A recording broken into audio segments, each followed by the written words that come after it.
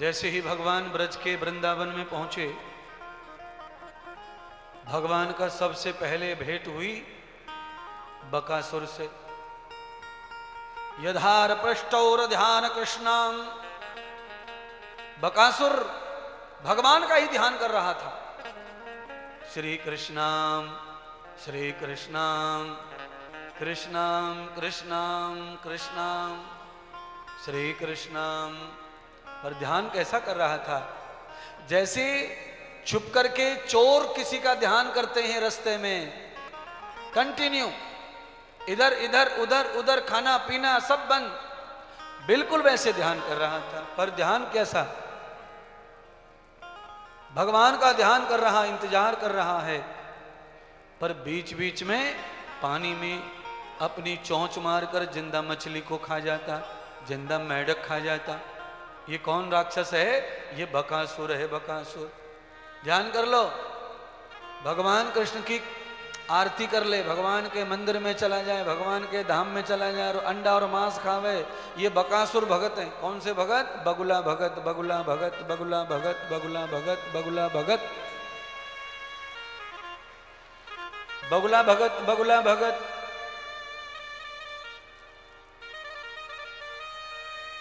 भागवत हो रही है, सम्मान से बुलाया, आ गए मंच पे, आरती हाथ में ले गई, आरती कर रहे हैं और शाम को फिर अंडा ठोक रहे हैं, मांस ठोक रहे हैं।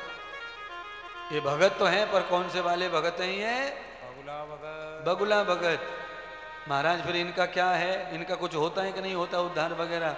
तो देखो, कथा सुनो, उद्धार होता है इनका। कैसा उद्धार होता है? इनमें घूसे पड़ते हैं, लात पड़ती हैं, यमलोक में ले जा करके इनको घसीट घसीट के पानी में डुबो डुबो के मारा जाता है। और आप जानते हैं, आग में डूब के मरना, पानी में डूब के मरना बहुत पीड़ा होती है। इसीलिए अंदर बाहर एक जैसे बन जाओ, दो प्रकार के मत बनो। हाँ, सबसे ज्यादा धोखा देता कौन सा फल मालूम है आपको? तरबूजा। सबसे गद्दार है तरबूजा। क्यों? बाहर से तरबूजे का जो रंग है वो अंदर का समझने ही नहीं देता क्या होगा इसके अंदर। और सबसे ज्यादा ईमानदार जो फल है वो है खरबूजा। खरबूजा अपने आप बता देता है कि मैं तो कच्चा हूं, अंदर से कच्चा हूं, कच्चा हूं, मुझे मत काटो अभी, मुझे मत तोड़ो, मुझे मत तोड़ो, मुझे मत खाओ, मैं कोई स्वाद नहीं दूंगा, मैं कच्चा हूं, मैं कच्चा हूं, मैं कच्चा हूं। खरबूजा अपने आप कह देता है कि अब मैं खाने के लायक हूँ, मुझे खा लो, मुझे खा लो, मैं अंदर से पूरा पक चुका हूँ और मैंने स्वयं बिना चाकू के ही बेल को छोड़ दिया है, मुझे तोड़ने की भी जरूरत नहीं पड़ेगी। उर्वारुकमिव बंधनान मृत्युर्मोक्षेयमामृतात्, उर्वारुकमिव बंधनान मृत्युर्मोक्षेयमामृतात्, उर्वारुकमिव बंधनान मृत्युर्मोक्षेयमामृतात्। इंद्रदेव नाम है हमारा व्यासपीठ पर। हम कहीं से भी कुछ भी बोल लेंगे तुम्हारे को समझाने के लिए। त्र्यंबकम यजामहे सुगंधिम पुष्टिवर्धनम। इस मंत्र को कभी सुना है कानों से? सुना है। जानते हो? जानते हैं। बोलते हो? बोलते हैं। पर इसमें ऐसा अर्थ है क्या इसका? क्या अर्थ है फिर इसका? बताओ। त्र्यंबकम यजामहे सुगंधिम पुष्टिवर्धनम। हे परमात्मा, हे त्रिलोकीनाथ, मुझे खरबूजे की तरह बना दो। सुगंधिम पुष्टिवर्धनम, मैं ऐसे पक जाऊं कि मेरा अंदर से बाहर से एक ही कलर हो जाए, एक रंग हो जाए। खरबूजा जब पक जाता है तो अंदर बाहर एक जैसा रंग हो जाता है। खरबूजा जब पकता है तो अपने अगल बगल के कच्चे खरबूजे को भी पका देता है। इसीलिए झारखंड में कहावत क्या है? खरबूजे को देख के खरबूजा रंग बदलता है। कच्चे खरबूजे पका देता है वो, और अपने आप बंधनम मृत्यु, अपने आप ही बेल से अलग हो जाता है, तोड़ना नहीं पड़ता है, मुक्त हो जाता है संसार रूपी बेल से। हे त्र्यंबकम, हे परमात्मा त्रिलोकीनाथ, मुझे जीव को भी संसार रूपी बेल से मुक्त कर दो, मुझे भी ऐसा सुगंधित कर दो कि अगल बगल में चाची काकी ताई पांच सात को मैं भी मुक्ति दिला दूं, मैं भी सुगंधित कर दूं। मैं जिधर से निकल जाऊं सुगंध ही सुगंध हो जाए, अंडा छूट जाए, मांस छूट जाए, तंबाकू छूट जाए, शराब छूट जाए और जामताड़ा शब्द धार्मिक हो जाए, कोई सट्टा ना खेले, कोई गेम में जुआ ना खेले, कोई मोबाइल में गेम ना खेले, अपनी आंखों को बचाओ। बुढ़ापे में चश्मा काम नहीं करेगा, लेटरिन जाओगे, बच्चे यहां नहीं रहेंगे, बच्चे दिल्ली नोएडा में हैं, तो कौन ले जाएगा तुमको लेटरिन बाथरूम? इसलिए आंखों को बचाओ बचाओ बचाओ। कौन है तुम्हारा? मैं ही अकेला हूं तुम्हारा, और कोई नहीं है, और कल तक हूं मैं भी। कल के बाद में तुम जाओ चूल्हे में, बाहर में निकलो, कहीं भी मरो, तुम्हें जो खाना है खाओ। महाराज ये क्या हुआ, बस कल तक ही रहोगे, बाद में रिश्ता खत्म? नहीं, खत्म नहीं है। अगर तुम मुझे मानोगे, मेरी बात मानोगे, तो मैं दौड़े चले आऊंगा जहां तुम बुलाओगे, बिना शर्त के। पर आगे बढ़ो, थोड़ा सुधरो, थोड़ा अच्छा करो अपने को, तंबाकू बंद करो, मुक्ति दो अपने आप को कैंसर से, मांसाहार बंद करो, स्वास्थ्य अच्छा करो। शरीर है तो जहान है, शरीर नहीं तो कुछ नहीं। बिना शरीर के पत्नी का मन भी नाराज हो जाता है, बिना शरीर के पति का मन नाराज हो जाता है। पत्नी को कैंसर हो जाए तो पति मुंह फुला के घूमता है, जब मरेगी तब मरेगी, पहले वो ढूंढता ही फिरता है कि इसके बाद कौन सी लाऊं, कहां से लाऊं, पहले से ही सेटिंग में लग जाता है।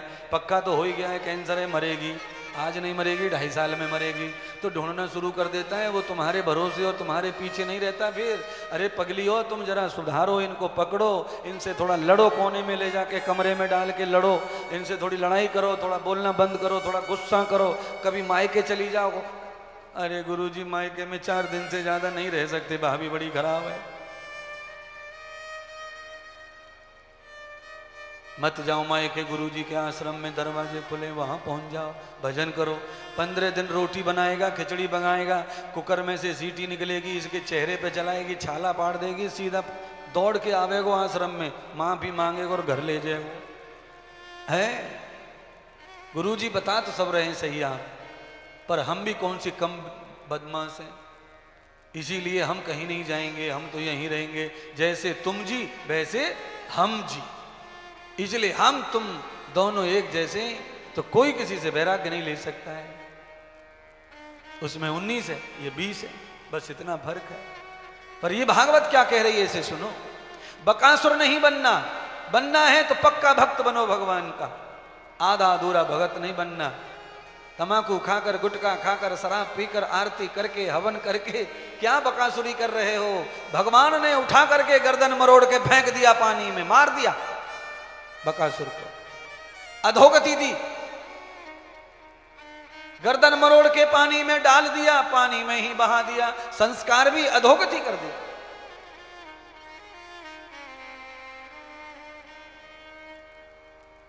भगवान क्या कर रहे हैं पता है आपको? भगवान सफाई कर रहे हैं वृंदावन की। यहां महात्मा संत रहते हैं और राक्षसों ने आकर घेरा डाल लिया, डेरा डाल लिया। इसीलिए परमात्मा जिस समय अवतार लेकर आएंगे तो सबसे पहले तीर्थों की शुद्धि होगी।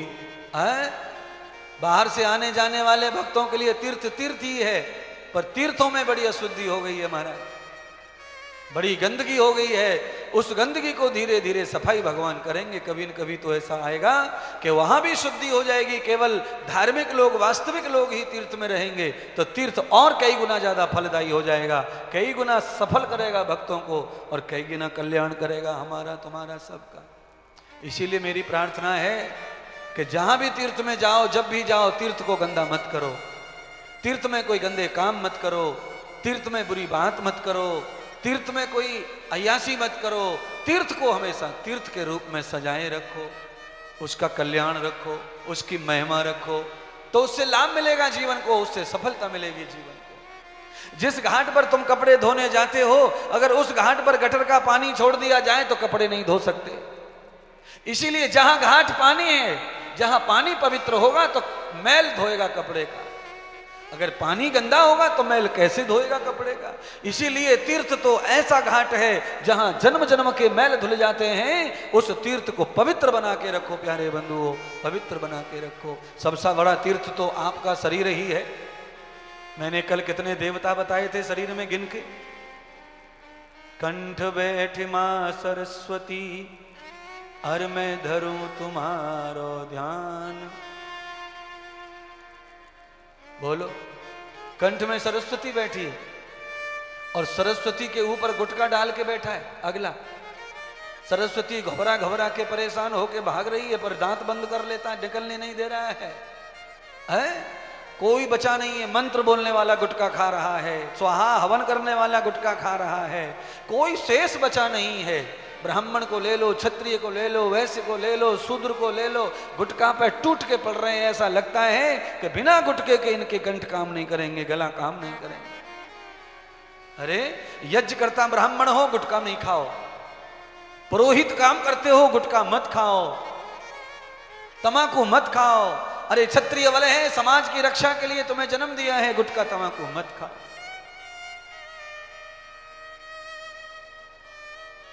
बहुत बड़ी समस्या है।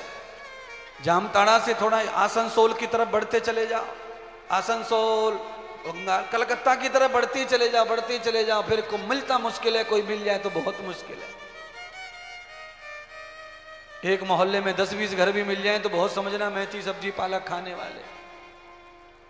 लाइन लगा के सातों जात वही खा रही है। क्या करना चाहते हो? राम ने नहीं, कृष्ण ने नहीं, दत्त ने नहीं, सभी ने मांसाहार का वर्जन किया है, त्याग किया है। परमात्मा करे आपको मेरी बातें चुभ जाएं, लग जाएं दिल में, और आप छोड़ दें, आप पवित्र हो जाएं, महान हो जाएं। क्यों? भगवान क्या कर रहे हैं? देखो, सफाई कर रहे हैं। मांस खाने वाले बकासुर को, जो सीधा चौंच मार के जिंदा पकड़ के खाता, मार डाला भगवान ने, उसका समापन कर दिया। मानव के रूप में अपने आप को सुरक्षित रखो, वीर बना के रखो, योद्धा बना के रखो, पवित्र बना के रखो। ज्यादा जीने वाले जितने भी लोग हैं वो सब शाकाहारी हैं कथाओं में। पूरे पुराण पढ़ के देख लो आप। 10,000 बरस तक शत्रुपा और महाराज मनु ने तप किया, 10,000 बरस। रामायण में, वाल्मीकि में, किसी भी रामायण को खोल लो और किसी भी पुराण को खोल लो, 10,000 बरस तक उन्होंने तपस्या की, पति पत्नी ने। और वो तपस्या भी तब की जब वो थक गए संसार से, बच्चों से, परिवार से। तो कितना सारा जीवन उनका होगा, कितनी लंबी आयु होगी उनकी। और क्या खाते थे वो तप में? क्या खाता कोई तप में? बताओ। जो लोग जंगलों में जाकर तप करते हैं वो खाना पीना नहीं करते, वो छाल खाते हैं, पत्तियां खाते हैं, कंदमूल खाते हैं, और कभी खाते हैं, कभी नहीं खाते हैं, और लंबा समय जीते हैं, लंबा समय जीते हैं। और आज भी मैं कहना चाहता हूं, भारत की धरती पर आप कैलाश मानसरोवर जाओगे ना, तो आपको देखना, जब आप चले जाओगे कश्मीर में, और कश्मीर में जब लद्दाख की तरफ जाओगे तो वहां पर एक बहुत बड़ा गांव है। उस गांव में आज भी 200 साल 300 साल तक लोग जिंदा रहते हैं, आज भी, कलयुग में भी। क्यों? क्योंकि वहां पर पानी जो है वो अमृत है हिमालय से, और वहां कोई मांसाहार करता नहीं है। जो भी पहाड़ में पैदा होते हैं, जड़, फल, पत्तियां, फूल, उनको खाते हैं, उनका ही सब्जी बनाते हैं, और 300 साल तक भी आज जिंदा है महाराज। क्यों? उनकी बॉडी अल्कलाइन है, उनकी बॉडी में पूरा पानी नीले कलर का है, इसीलिए आयु लंबी। और तुम्हारी बॉडी अल्कलाइन नहीं बची, तुम्हारी बॉडी तो एसिड हो गई है, फिनाइल है तुम्हारी बॉडी में, फिनाइल भरा पड़ा है। पेशाब कर दो तो घास जला दो, इतनी बुरी बीमारी पेट में घुसी पड़ी है। हरी भरी घास, पेड़ को सुखा दो आदमी, इतना जहर उगल रहा है पेशाब में, इतना बुरा शरीर है तुम्हारा। क्यों? ठूसम ठूसा, ठूसम ठूसा खा रहे हो, गंदा संदा। आप कह रहे महाराज आपको क्या पड़ी है, हमें कैसा भी खान दो।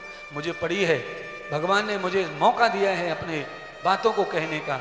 भगवान ने मुझे चुना है कि तू कहे इनसे कुछ, इनको स्वस्थ कर, इनको मस्त कर।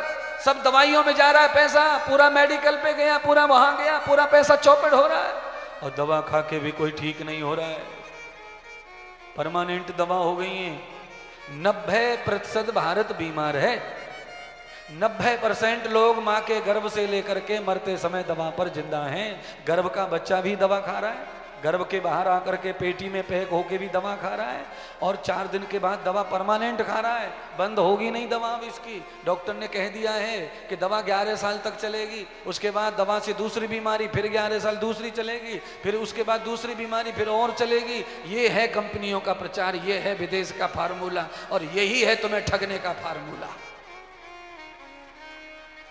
आ जाओ मैदान में, दवाइयां छोड़ दो। कैसे छूटेंगी महाराज दवा? अपने घर की छत पे गमला लगाओ, गमले में तोरैयां लगाओ, लौकी लगाओ, काशी फल लगाओ। अपने घर की छत पे टमाटर लगाओ, मिर्चियां हरी लगाओ। एक हरी मिर्ची सुबह कच्ची खाओ, एक टमाटर कच्चा खाओ, करेला कच्चा खाओ, ककड़ी कच्ची खाओ, लौकी कच्ची खा जाओ, तुरई कच्ची खा जाओ, सुबह सुबह कच्चा खा जाओ, और देखो कमाल। अभी तक बच्ची में कहना आप सबको, आज तक बकरे को कैंसर नहीं हुआ, आज तक बकरी को कैंसर नहीं हुआ, और देख लो आज तक अफरा नहीं हुआ बकरी को, आज तक कोरोना नहीं हुआ बकरी को। कोरोना में केवल बकरी घूम रही थी चारों तरफ, कोई नहीं रोक टोक, कोरोना आया नहीं। क्यों नहीं आया? क्योंकि सीधा हरी हरी पत्तियां मारती है, सूखी सूखी पत्तियां खाती है, सूखी घास खाती है, सूखी की गीली खा लेती है, हरी पत्तियां खा लेती है, और फुदक फुदक व्यायाम करती है और स्वस्थ रहती है। और तुम्हारा कोई भरोसा नहीं है, हरी पत्ती खा जाए तुम, सूखी पत्ती खा जाए तुम, कुत्ते को खा जाए तुम, बकरे को खा जाए तुम, हरे को खा जाए तुम, लाल को खा जाए तुम, दूध को गर्म करके पी जाए तुम, दूध को फाड़ के खा जाए तुम, पनीर बना के खा जाए, तुम्हारी तो खाने का ठिकाना नहीं है। क्या खाते? दूध फाड़ दिया छन्ने में, छान दिया, पनीर का पराठा, पनीर का पकौड़ा पनीर का खाके वो निकलता ना पेट में से 8 दिन तक। चूरन खाना पड़ता है, चूरन।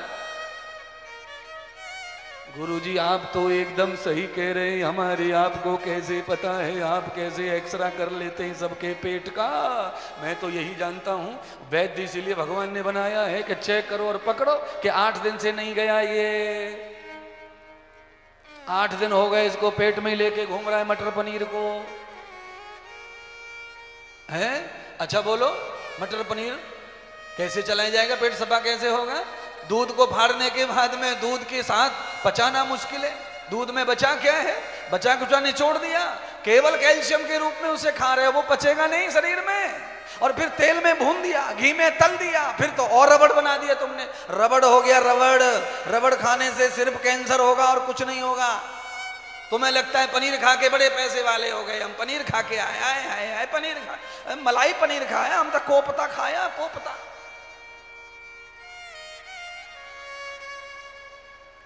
खा लो कोपता, गोली खा लो पहले तो रोटी से, फिर रोटी के बाद एक गोली खा लो, फिर सोते समय खा लो, सुबह उठते से गोली खा लो, फिर 8 बजे गोली खा लो, 11:30 बजे गोली खा लो, 3:30 बजे, अबे हर 3 घंटे में खा रहा है।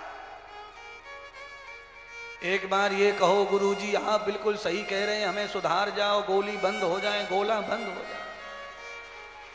मैं फ्री की दक्षिणा नहीं चाहता किसी की।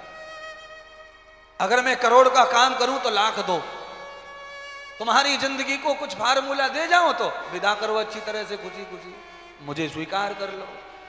लल्ला लल्ला लोरी दूध की कटोरी ये नहीं सुनाता मैं वो सुनाऊंगा जो तुम्हारे जीवन को आज से लेकर 1000 वर्ष तक टनाटन रखे, खटाखट रखे। जवानी गई, बुढ़ापा आया तो रोने के सिवाय कुछ पल्ले नहीं पड़ता।